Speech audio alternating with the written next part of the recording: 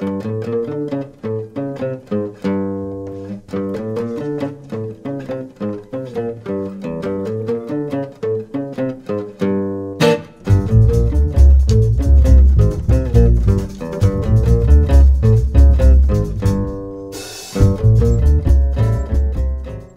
y amigas del Arriero, nos encontramos una vez más acá en La Mula, en las instalaciones de La Mula, y esta vez para conversar sobre una nueva publicación. Hoy ya no vamos a hablar de libros de historia, ni de antropología, ni de ciencias sociales, sino vamos a hablar de un libro de relatos breves que se llama El amor viene en un estuche de 6x6. Y ya estamos con Viviana Gálvez, que es la autora del libro, de este libro de relatos. Ella nos va a contar de qué va el libro y además vamos a conversar también sobre algunos temas que tienen que ver con lo que el libro trae. Nada, muchísimas gracias por la invitación. Encantada de estar aquí contigo y con todos los, con toda la audiencia de La Mula y del Arriero. Viviana, tu libro es un libro de relatos, pero claro, cuando uno revisa tu biografía, tú eres abogada, sí, de profesión, pero además te has dedicado a la comunicación, al periodismo, ¿no? Y entonces, claro, uno lee el libro, que es un libro de relatos sobre sexo, sobre hombres, mujeres, amor, desamor. ¿Cómo así esta abogada que está acá frente a mí decidió entrarle un texto que además es un libro muy fácil de leer, que te engancha al toque y que se lee de un tirón? Bueno, a mí me gustaba mucho leer desde siempre, desde la adolescencia, y de hecho la razón por la que yo estudio Derecho es porque quería dedicarme a derechos de autor, trabajar con editoriales y con autores. ¿Ya? Me gustaba mucho también la comunicación escrita. Entonces, cuando entro a Derecho a la facultad es que comienzo a involucrarme con esas revistas de derecho, asociaciones de derecho, y me dedico a las publicaciones básicamente, ¿no? Así fue como llegué al periodismo.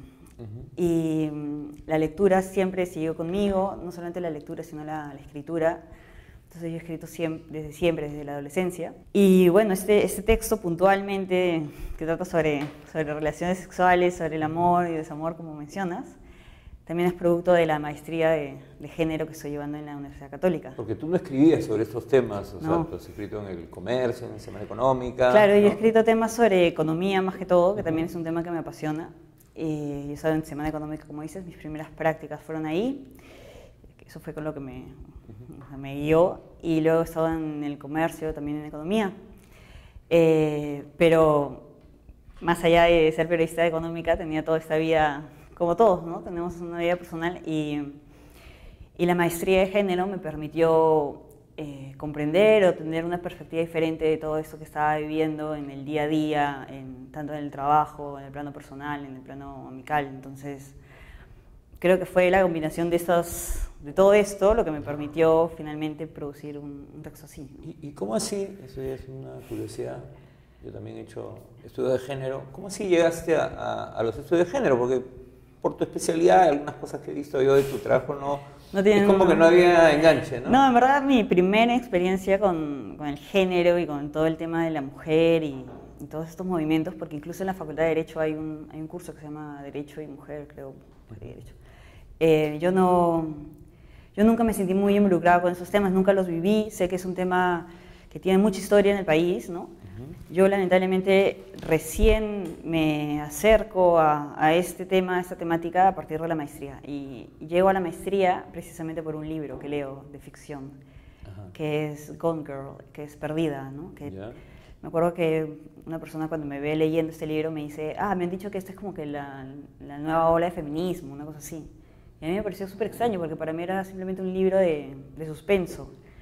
Pero ese libro luego entendí el problema o la perspectiva feminista y me encantó porque fue como que me explicaron todo este problema en un lenguaje que yo podía comprenderlo. Y no solo lo comprendí, sino que me sentí identificada con el tema. Era puntualmente el tema de cómo las mujeres tratamos de cumplir unos estándares para ser aceptadas en la sociedad y que inconscientemente estamos cumpliendo esos estándares porque queremos queremos esa aceptación. Incluso cuando tú crees que estás siguiendo tu propio camino, esta autora te decía que no, que lo estaba haciendo, ¿no? Que hay un camino trazado. Sí, que hay un camino trazado, que hay un modelo que es muy difícil romper con él. No, claro, y claro, ya aplicando los conocimientos de la maestría, todo estas sanciones sociales que te dan cuando te comienzas a desviar de la norma, ¿no? Del patrón. Y luego ese libro fue el primero que leí, el que te digo, y luego leí a esta autora norteamericana Roxane Gay, que habla de Mala Feminista, Bad Feminist, que es un conjunto de ensayos escritos de una manera súper sencilla y de temas cotidianos, que también te explica o te critica situaciones comunes, como por ejemplo una chica es violada y asesinada, y entonces la sociedad comienza a pedirle explicaciones a la víctima, ¿no? Claro. Más que a la situación. Ahora, el libro tiene un epígrafe, el primero, ¿no? Porque tiene dos, pero tiene un epígrafe que dice: mátalos a todos, cariño, sin piedad. Entonces, claro, seguramente algunos amigos, varones que escuchen esto dirán: ah, es un ajuste de cuentas, acá viene una feminazi, ¿no? ¿Así es o no? No, no es eso, es más que todo una advertencia en el sentido de que no se va, o sea, no sé si una advertencia, pero un pedido de que por favor no te autocensures o no te censures al momento de escribir lo que vayas a escribir, ¿no? O sea, como te decía, están esos patrones que se imponen a las personas, no sé si para los hombres es lo mismo, pero desde mi perspectiva, de mi experiencia como mujer, sí hay varios patrones que es como que sientes lo que quieres decir, pero antes de expresarlo ajustas todos los estándares, todo lo que las normas que tienes que cumplir, lo dices. Aquí no, aquí era un libro de que pasada esta página vamos a comenzar a hablar como si sin ese miedo del rechazo, de la sanción, del castigo, ¿no? Sin esa autocensura que muchas veces existe. Sí, es como si para el caso de un hombre, tal vez más sencillo, es lloras y tienes que llorar, no reprimas ese llanto, ¿no? Entonces aquí es eso, cuenta las historias como las estás sintiendo, como las estás viviendo, como si te las estuvieras contando a ti y que salga así, ¿no? Ahora, parte de ese romper esa censura te permite recurrir tanto o que el texto tenga tanto humor, que es algo que más Violeta Barrientos, que es una gran amiga, lo dice también en el pequeño texto que acompaña al libro, ¿no? Como una presentación, digamos. Porque eso es algo que atrapa al lector, o sea, hay mucho humor en el... O sea, hay situaciones que uno puede decir, esto es medio dramático, pero a la vez también te ríes de algunas otras situaciones, ¿no? Sí, el texto tiene mucho humor y o sea, la lectura es ligera, y creo que ese humor es algo que me caracteriza a mí como autora, como escritora, o como persona misma, ¿no? Porque siempre trato de encontrarle el lado divertido a la situación. Yo admiro mucho a Woody Allen, me gustan muchísimo sus películas. Y Woody también tiene este humor un poco negro, no sé si... Claro, hay mucha ironía, además. Hay mucha ironía, entonces eres como un ideal poder darle eso a mi trabajo, ¿no? Claro, porque además en esta son como varios bloques, ¿no? Pero en este bloque donde desfilan varios personajes Novios de sábado por la noche. Novios de sábado por la noche, exacto. Sí. Claro, lo primero es la diversidad y lo segundo es que, digamos, no quedan muy bien parados ninguno de ellos, digamos, ¿no? O sea... Sí, es un poco de reírse un poco de uno misma, que es lo que siempre te aconsejan, ¿no? Entonces, claro, es esa persona que se encuentra con situaciones que no se las esperaba y que se las toma con humor, como si le estuvieran contando una historia a ella misma, ¿no? Entonces, pero por otro lado también lo que me gusta es que son historias reales, es decir, los diálogos, si bien tienen ficción, que es parte de una obra literaria, ¿no? Parten de la realidad, no es ciencia ficción, lo cual también creo que es un aporte, porque se está tratando de un tema que sucede, que es real y que, o sea, las personas la tienen que enfrentar. Que además cualquiera se puede persona encontrar con alguna situación que haya vivido. Claro, es cotidiano, ¿no? Entonces también te puedes identificar, supongo, con las historias y si te puedes reír de ellas, creo que o sea, yo me sentiría muy halagada de poder darle un poco de humor, en vez de sentirte triste o demás, encontrarle eso. Porque este es un tema donde en las discusiones actuales, además con justificada razón por todo el tema de la violencia que está también en debate y muy presente en este momento en el Perú, a veces la discusión o la conversación se torna muy densa. Sí. ¿No? Porque hay como posturas muy enfrentadas, ¿no? y mucho juicio, ¿no? Y a veces, como dices tú, no, o sea, son temas serios, pero también a veces uno tiene que, para poder llegar de alguna manera, decirlo de otra manera, ¿no? Sí, Violeta Barrientos también señala que ahora el sexo es tratado de una manera mucho más ligera y cotidiana que antes, ¿no? Y creo que sí, o sea, creo que una manera de volverlo de esa forma, o sea, volverlo más cotidiano, más amigable, ¿no? Es comenzar a hablarlo más directamente, quitarle como que este velo de prohibido, de oculto, de sagrado, no sé, es quitarle todo eso, sacarlo del pedestal, ¿no? Una cosa así, y acercarlo a la mesa, sentarlo y conversar con él, sobre él, como si estuvieras hablando de otra cosa más. ¿Tú tenías esa intención cuando escribiste los textos o los textos ya brotaron a partir de...? No, a mí cuando me contaban las historias o me fui enterando de esas historias, sí me llamaban la atención porque me sorprendían de que pasaran pese a lo insólito del tema, ¿no? Es decir, hay una parte en la que el chico le acuerdan, ¿no? Hay un texto Sin Control que el chico acuerda de que van a tener una relación súper casual, sin ningún compromiso, súper pragmática, súper adulta, súper madura, y cuando están ahí te dicen, ya, pero no vamos a usar preservativos. Claro, entonces tú dices, ¿qué? Pero si no tiene ningún sentido, pero, ¿qué?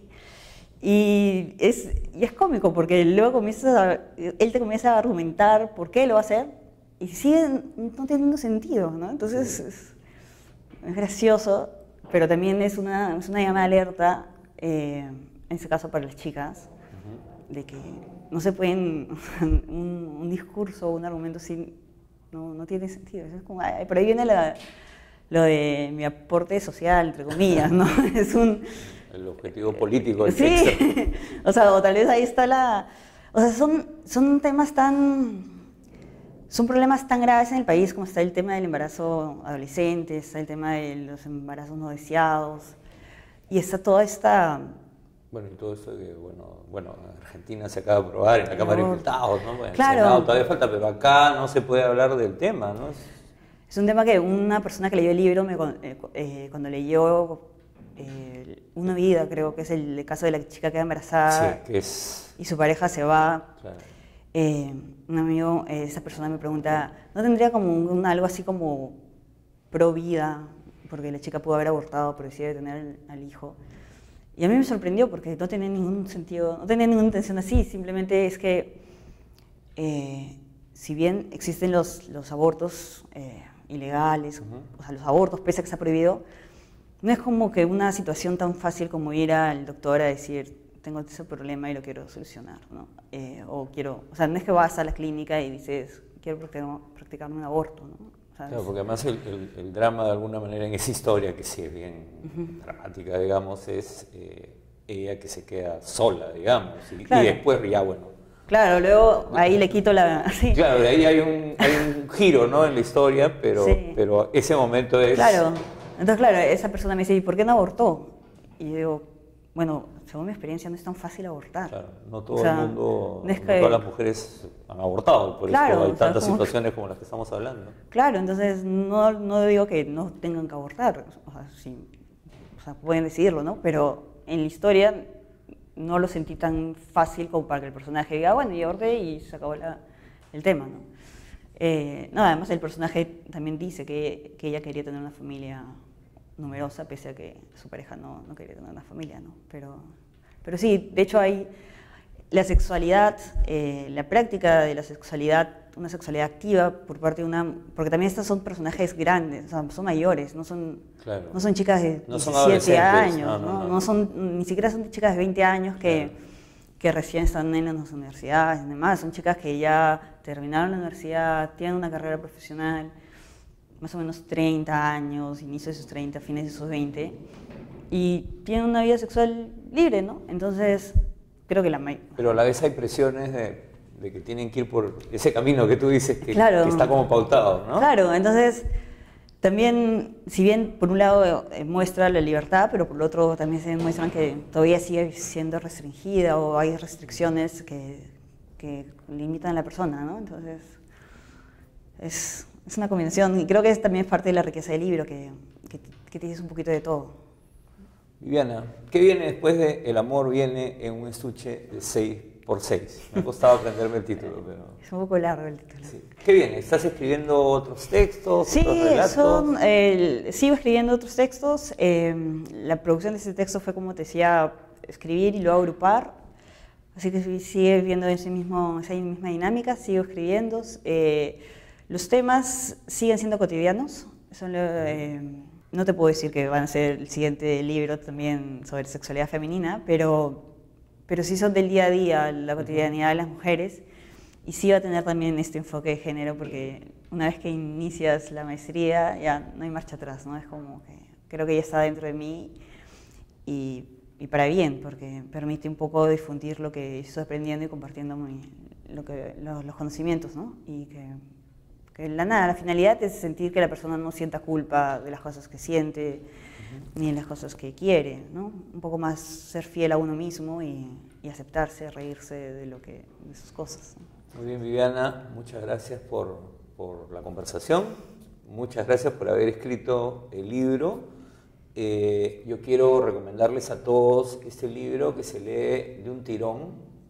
La mejor manera es leerlo de un tirón, se sientan en un café o con un trago y se lo van a leer y la van a pasar muy bien, del Colmena Editores, y con unas ilustraciones que son buenísimas de Eduardo Macías. Eduardo Macías ha sido el ilustrador, hay varias que van muy bien con el texto, la edición es impecable y nada, se los recomiendo, léanlo y vamos a esperar con muchas ganas una nueva publicación, nuevos relatos de Viviana Gálvez. Nos vemos.